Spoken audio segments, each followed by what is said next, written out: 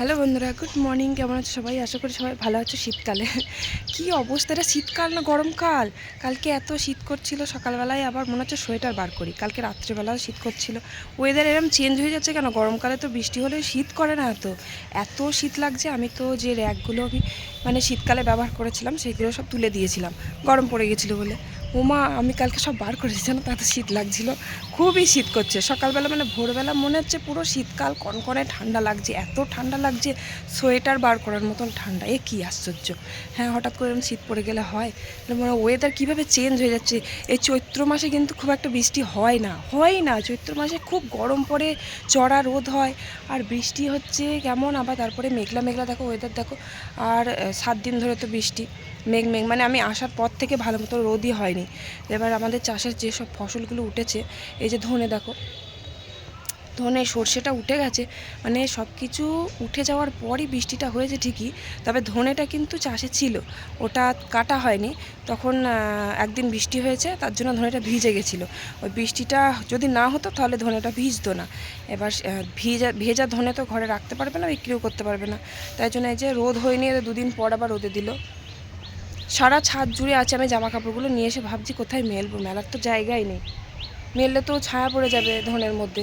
আর ওদিকে রসুনগুলো উঠে গেছে, ওই যে রসুনগুলো রোদে দিতে হবে, ওই যে বেঁধে ঝুলিয়ে রেখে দেবে তো। এবার ওই জন্য কালকে তাও 2জন মিলে বেঁধেছি, 3জন মিলে, আমার বড় ছেলে, আমার বর, সব বেঁধে দিল, আমরা ধরে দিয়েছিলাম। যাই হোক, তো এবার রোদের জোর দেখছি আর কি সকাল থেকেই হয়েছে। আমি আবার আলুর পাঁপড় করেছি। আমি কালকে ভাবছি, ভয়ে ভয়ে আলুর পাঁপড়গুলো কাটছি, যে যদি রোদ না হয় তাহলে হয়ে গেল। এবার কবে করব বলো তো? কত দিন ধরে আলুর বস্তা কিনেছে, 2 বস্তা আলু কিনেছিল।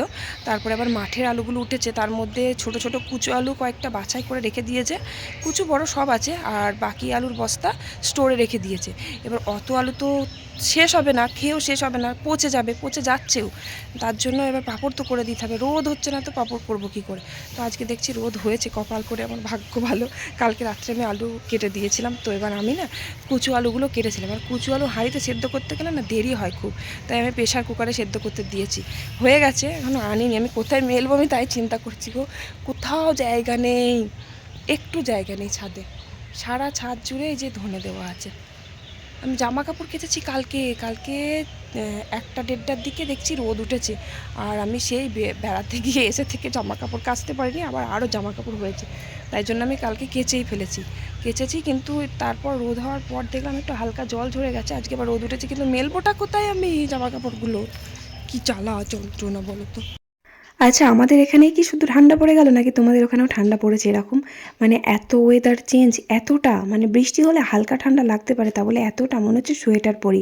মানে গায়ে রোদটা পড়ছে, কি ভালো লাগছে সত্যি করে। মানে কালকে আমি রাত্রেবেলা ব্ল্যাঙ্কেট কেচে তুলে রেখে দিয়েছিলাম, সেই ব্ল্যাঙ্কেট আমাকে বার করতে হলো। মানে এত শীত লাগছিল, শুধু আমার না, সবার শীত লাগছিল। আর আমি মানে বাইরে যেই বার হচ্ছি না, মনে হচ্ছে যেন চাদর গায়ে নিয়ে, এতটাই ঠান্ডা। মানে বৃষ্টি হচ্ছে বরফের মতন ঠান্ডা, বৃষ্টির জল গায়ে পড়লে এত ঠান্ডা লাগছিল।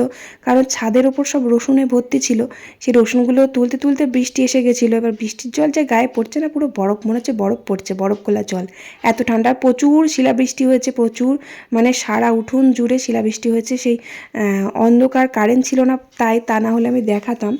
কারণ আমাদের এদিকে একটুখানি মানে হালকা ঝোড়ো হাওয়া দিলেই কারেন্ট চলে যায়। তো প্রচুর পরিমাণে শিলাবৃষ্টি হয়েছে। অত শিলাবৃষ্টি আমি কখনো দেখিনি শিল পড়তে, ফার্স্ট টাইম দেখলাম। এত পরিমাণে চট হয়ে একদম শিল পড়েছে।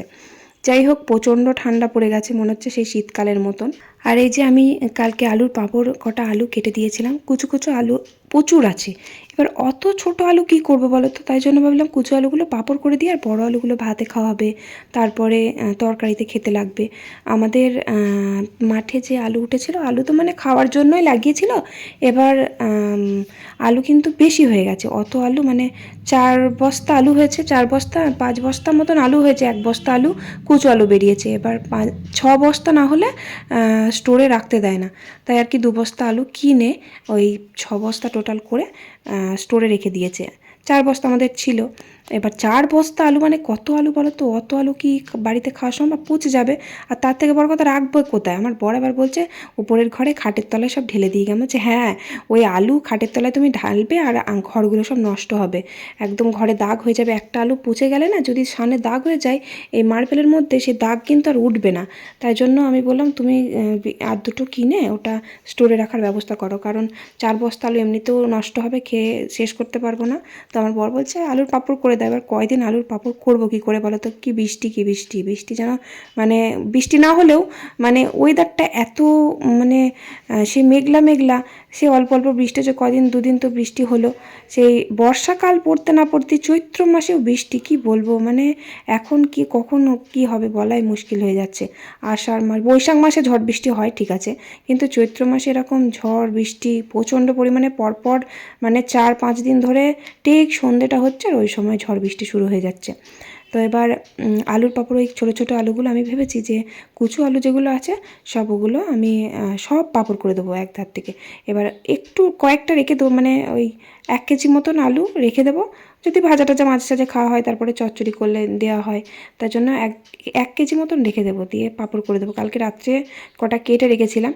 তো এবার ছোটো আলুটা না, মানে একদম ছোট্ট সাইজের খুব কুচি কুচি আলু, দেখলে পাঁপড় করেছি খুব ছোটো ছোটো, ওই আলুগুলো না মানে হাঁড়িতে যদি সেদ্ধ করি না খুব দেরি হবে সেদ্ধ করতে। তো এবার অল্প কটাই কেটেছিলাম, তাই ভাবলাম প্রেশার কুকারে দিয়ে দিই, 2-3টে সিটি মারলেই হয়ে যাবে। এমনি নুন দিয়েই তো সেদ্ধ করি আমরা, আর তো সেরকম কিছু দিই না, ঝাল মশলা গুঁড়ো লঙ্কা। তো এবার আমি ওই জন্য প্রেশার কুকারে দিয়ে দিলাম। প্রেশার কুকারে সিটি মারলাম, 3-4টে সিটি মেরে ব্যাস হয়ে গেল। আমি আবার ভালো করে ঢেলে দিয়ে রোদে দিয়ে আসলাম। আর ওদিকে ধনে মেলা আছে ছাদে, তো একদম জায়গায় নেই। আর রসুনগুলো, ওই যে রসুনও উঠে গেছে, কয়েকটা রসুন বাঁধা হয়ে গেছে, ওগুলো ঝুলিয়ে রেখে দিয়েছে। আর যেগুলো দেখলে মেলা আছে ওগুলো সব বাঁধা আছে, কিন্তু কাঁচা আছে বলে একটু রোদে দিয়ে দিল। আরও আছে বস্তার মধ্যে, সেগুলো বাঁধতে হবে। তো এগুলো সব হাতে হাতে ধরে ধরে দিয়েছিলাম, আমার বর সব বেঁধে নিয়েছে। ওগুলো কী বলো তো, এইসব চাষের কাজে না একা হাতে করা যায় না, পুরোটাই দায়িত্ব আমার বরের ওপরে। এবার ওকে হাতে হাতে হেল্প করে দিলে ওর একটু সুবিধা হয়। যেমন পেঁয়াজগুলো হাতে হাতে ধরে ধরে দিয়েছি, ও বেঁধে বেঁধে রেখেছে, বেশ ওর সুবিধা। তা না হলে কত সময় লাগতো একা হাতে দোকান সামলানো, তারপরে আবার পেঁয়াজ বাঁধা, এগুলো পারা যায় নাকি? তাই তারপরে হচ্ছে মাঠের চাষের কাজটা পুরোটাই ও একাই করে, সাথে জেঠু। এবার জেঠুর তো বয়স হয়ে গেছে না, জেঠু আর কত করবে। যাই হোক, জেঠু তবুও প্রচুর হেল্প করে, মাঠে যায়, যতটুকু পারে ততটুকু করে। তো যাই হোক, তারপর নিচে এলাম। নিচে এসে রান্না রান্না তো করতেই হবে। রান্না এসে এসে ভাতটা বসিয়ে দিলাম। আর লাউ নিয়ে এসেছে একটা জেঠু, বড় সাইজের লাউটা এনেছে আজকে না, 4 দিন হয়ে গেল লাউটা এনেছে। এবার লাউটা দেখে আমি ভাবছি সে পাকা, তাই জন্য গা করে করিনি, রান্নাই করিনি। এত পাকা লাউ নিয়ে আসলে ভালো লাগে না। তো কেটে দেখছি লাউটা কচি, তবে একটু শুকিয়ে গেছে, মানে অবহেলা করে রান্না করিনি। একটু ঘরে থাকলে সেই কেমন শুকিয়ে যায় না, তো এবার শুকিয়ে গেলে না সেদ্ধ হতে চায় না ভালো। এবার টাটকা জিনিস টাটকা রান্না করলে ভালো হয়, খেতেও ভালো লাগে, আবার সেদ্ধ হয় ভালো।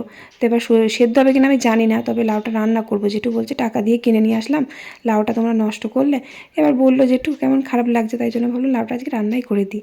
তো লাউটা আমাদের বাড়িতে ফাল্গুন মাসে, ফাল্গুন চৈত্র, হ্যাঁ ফাল্গুন মাসে লাউ দিয়ে মুসুরি খেতে হয় মঙ্গলবার বা শনিবার ধরে।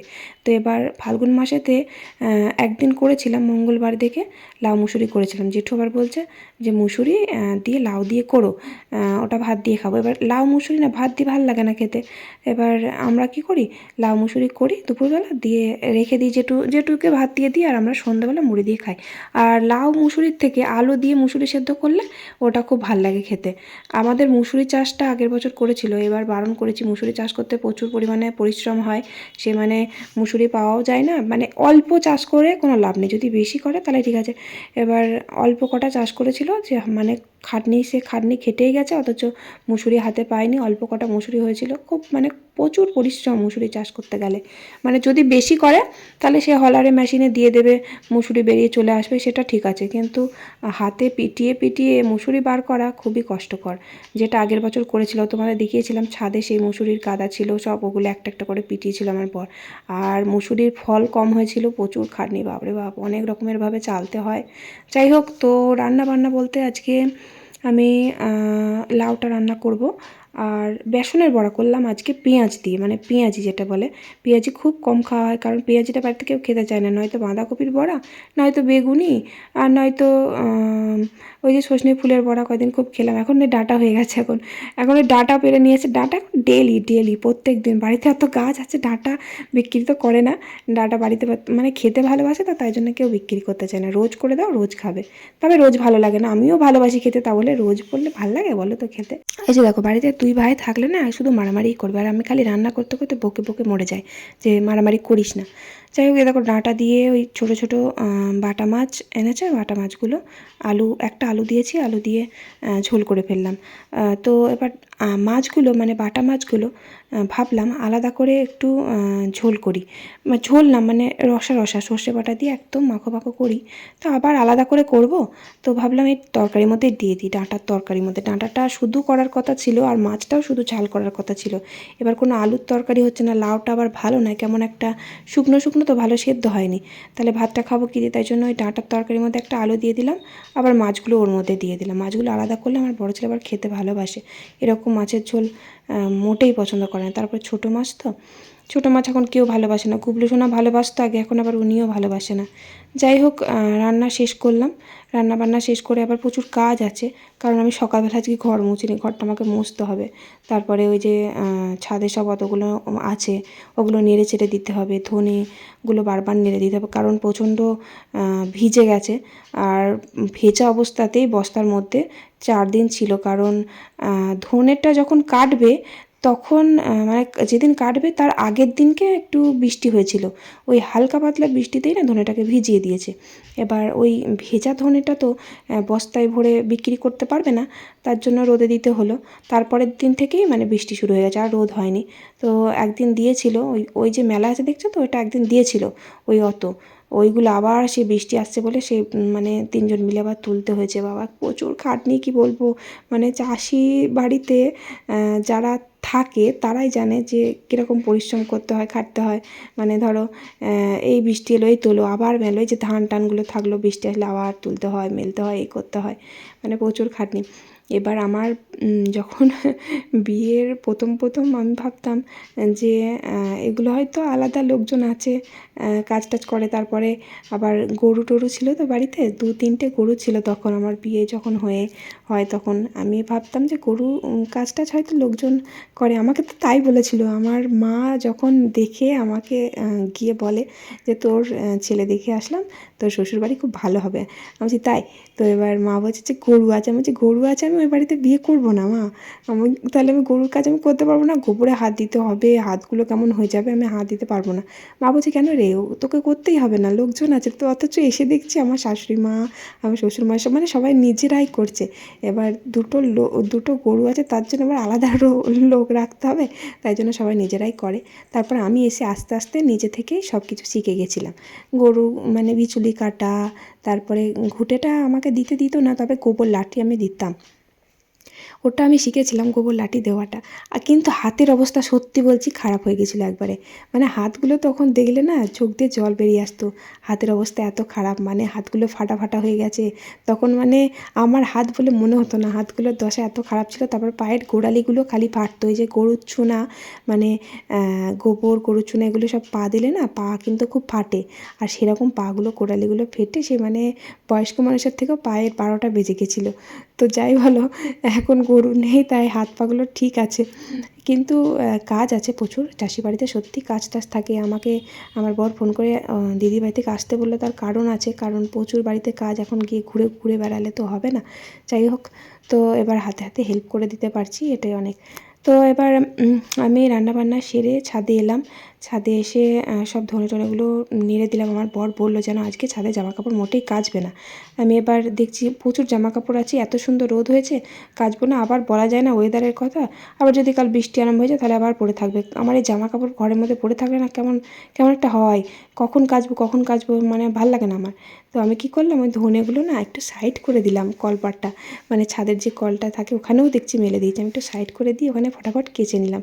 কেচে নিয়ে কাকিমাদের ছাদে একটু ডিঙিয়ে এসে কাকিমাদের ছাদে মেলে দিলাম, কারণ আমাদের ছাদে তো মেলার জায়গা নেই, জল পড়বে, সেই জন্য কাকিমাদের ছাদে মেলে দিলাম, কাঁচা হয়ে গেল। আর কি রোদের জোর, এত রোদের জোর না, শুকিয়ে যাবে।